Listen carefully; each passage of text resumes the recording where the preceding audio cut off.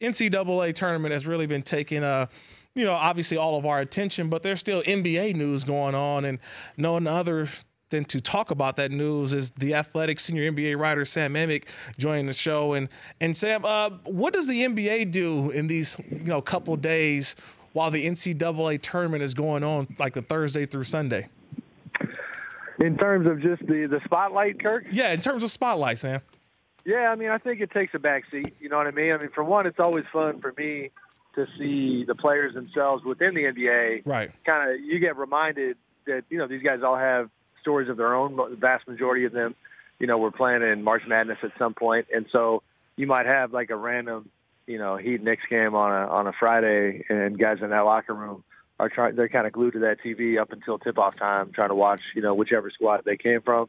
And it's refreshing in that sense for me because, they kind of look like fans like the rest of us in that regard. And then, it just kind of shows you their passion for the game and how they haven't lost that. But it's a fun time of year for sure. Sam, always at this time of year, especially when you have some performances, and we've said it before, Zion Watch starts later today at 7:10 p.m. Eastern time as Duke plays North Dakota State. But I think we will get the conversation, as always, the elimination of the one and done, possibly, depending on some other performance in this tournament. Is that still getting the conversation around the NBA at some point, that the one and done rule will be done with? Oh, yeah, for sure. I mean, the formal proposal has been submitted. It seems at this point like a likely foregone conclusion. And, it's Adam Silver has ramped that thing up in his discussions publicly. He's certainly ramped it up in his, more importantly, in the substantive discussions with the Players Union privately with Michelle Roberts, their executive director. He talked about it recently at the Sloan Conference in Boston and was pretty candid about how that's, the train is heading pretty kind of hot and heavy down those tracks. And so I think, kind of what we talked about at the top here is that the days of that dynamic are probably nearing an end. The Athletic senior NBA writer Sam Amick joining the Rich Eisen show. Kirk Morrison here filling in for Rich. Before the tournament started, Zion Williamson was kind of the consensus number one overall pick, but all of a sudden Ja Morant has this performance last night, and you wake up this morning, Sam, and it's like people are like, wait. Could this be the number one overall pick in the NBA draft? How much have you seen of Ja Morant, and what are you hearing from NBA executives about where he could possibly land?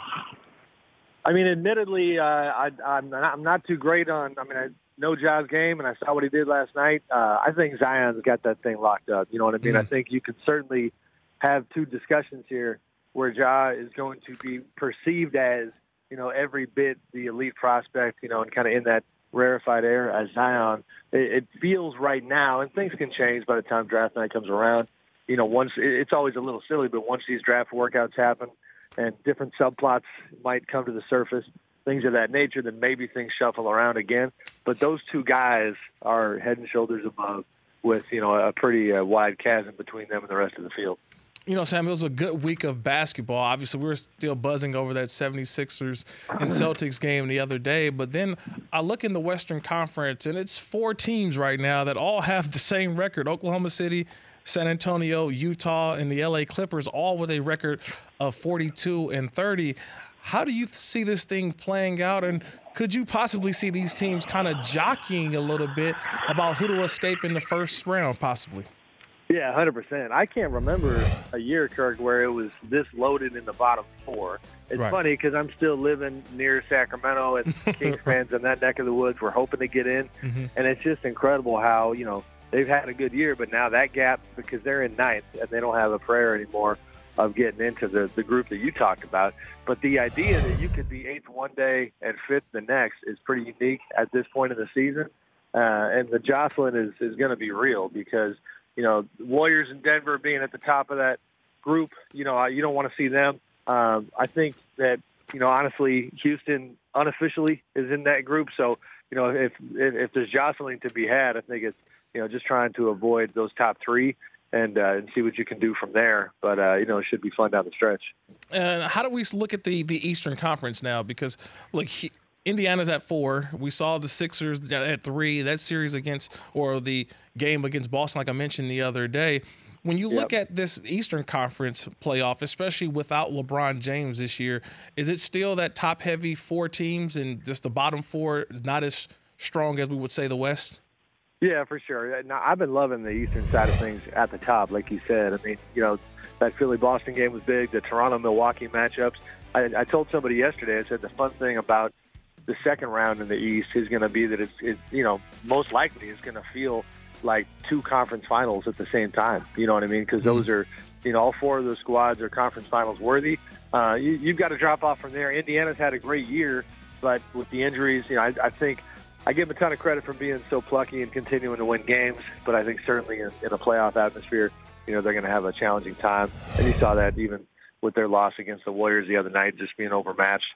But it should be fun because I don't know. I had Milwaukee at the top of that totem pole for a while, and the injuries to them are tough. Malcolm Brogdon goes down, Nikola Mirotic goes down, and those guys will be back in terms of, either early in the playoffs or at some point. But those are big blows. And then Toronto keeps rolling. Philly's got a good thing going. I mean, the way they've been putting their pieces together lately with Jimmy Butler closing games and Joel being dominant. So it should be a good time. He's Sam Amick, the athletic senior NBA writer, joining the Rich Eisen show. And you said the word that always gets me going. Me as a Northern California boy, as a Warriors fan, I know you wrote about them in one of your latest pieces. How should we look at this Warriors team? You mentioned, are they still the team to be feared? They added Boogie Cousins. It's that point in the year right now where they could care less where they're almost seated at or how they finish. It's about the playoffs for them. But how do you see this Warriors dynasty after winning the back-to-back championships? How do you see them as they approach the playoffs? I just think they're puzzling and fascinating at the same time. They're playing at a fairly high level, but then they keep dropping games occasionally that make you scratch your head. Shouldn't be too shocking because of, you mentioned DeMarcus. Like, that's just a really major piece to integrate and continue to learn about in terms of the context of the talent they have and Steve Kerr's system. And then you have different things that have jammed them up. Kevin Durant being out for a couple games with an ankle, DeMarcus getting a chance to shine during that time. They still have these lapses about once a week. And so, like I wrote about, I don't think the invincibility kind of perception is there anymore. Markieff Morris, I love talking to Markieff, obviously, Thunder Reserve. I mean, shout out to the guys coming off the bench who just, I mean, he's a pretty real dude, and he came strong with his commentary. And a lot of times it's the guys that are not as high profile that are willing to kind of give you the real. And he said flat out, like, I think they're more beatable with DeMarcus than they were without. And he talked about the personal dynamics and the fact that outside looking in for him, a lot of this stuff seems to be somewhat personal, somewhat real, whether it's the Draymond, Kevin Durant saga from however many months ago, the uncertainty of Kevin's free agency and what that does to kind of the mood in the room. All of those things for their rivals, I think, represent some level of hope. Sam, yesterday we had a poll question, and I'm going to present it to you again because we had heard the comments from Joel Embiid, after the game the other night saying, I'm the most unstoppable player in the NBA, which we kind of laughed. And even the people who answered on our poll said he's probably the 5th or 6th person. But when you look at the most unstoppable players right now in the NBA, we feel like LeBron's kind of taking a back seat. But who do you have as the most unstoppable player right now in the NBA? It's funny. I heard this discussion, and I think Harden is the guy for me who I think, top of mind was who I would go with. And it's a combination. You talk about unstoppable. I do think traditionally we think about a big man like Joel Embiid because you get that ball in the low block and there's just nothing you can do. It's a little bit like Shaq back in the day. But with James, you're adding in the repertoire with the step back, which is just impossible to defend. I think it's been blocked this year, but not very many times. But then you got the ability to get to the line, which he's just an absolute artist. And I know it drives people nuts, but it is an artistry to get to the line at the rate that he does. And then it's, we always seem to skip over the fact that he's a finisher, whether it's going to the rim or, pulling up from wherever, he gets that job done. So I think James is there. Kevin Durant's right there. Steph, when he gets hot, that's a different style, though. That'd probably be my list. Giannis is certainly in the discussion. That lack of shooting is something where you can game the system a little bit to try to get at Giannis a little bit. But, the way he attacks that rim and just the physicality of his game, I think he'd be there, too. Just another minute here with Sam Amick. He's the athletic senior NBA writer here on the Rich Eisen Show. Kirk Morrison filling in for Rich. I know that the NCAA tournament is going on, and we mentioned it. They're going to take the kind of the viewers away from the NBA, but some sneaky good games tonight. Oklahoma City traveling to Toronto, San Antonio taking on Houston. But I'm here in Los Angeles, and obviously the conversation over the last couple of days has been D'Angelo Russell returning again to play against the Lakers. And look, Magic Johnson, they traded him away. Now, I know they had to get out of the Timothy Mozgov deal, but you look at where D'Angelo Russell is right now, an all-star, leading a team right now currently in the playoffs. Are the Lakers second-guessing, possibly giving up on a guy like D'Angelo Russell because they haven't got that return back from the point guard who they selected in Lonzo Ball? I mean, I guarantee if they could wave a magic wand and have him be part of this young core, they would do that in a heartbeat. And I think, at this point, if they could just flat out swap D'Angelo for Lonzo, they'd do that too.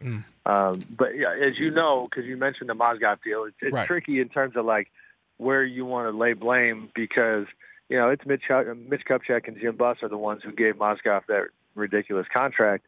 And then at the time, and I'm kind of big on like we can't retroactively kind of take praise back. Like I gave Magic and Rob Pelinka a lot of credit for just getting off that contract, and it did come at a big cost at D'Angelo, but that's one of the moves that led them to getting LeBron. So you can get in the weeds a little bit on that, but bottom line, that's a dude who could be part of the solution for them right now. He's playing at such a high clip.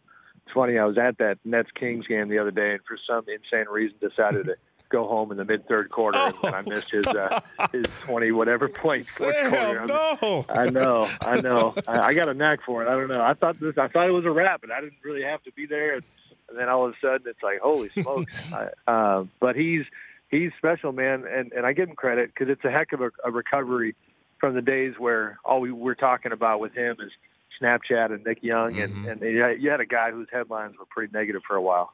Yeah, you missed the shot by Rondé Hollis Jefferson in the shake, so you missed all of that. I did. Come on. The circus finish. It was quite a game. Sam, appreciate the time as always, man. I know you got a lot to get to, but thanks for stopping by. You got it. Thanks, Kirk. Be good, man. Appreciate it, Sam Amick, the athletic senior NBA writer there. The Rich Eisen Show, weekdays at noon Eastern on Audience.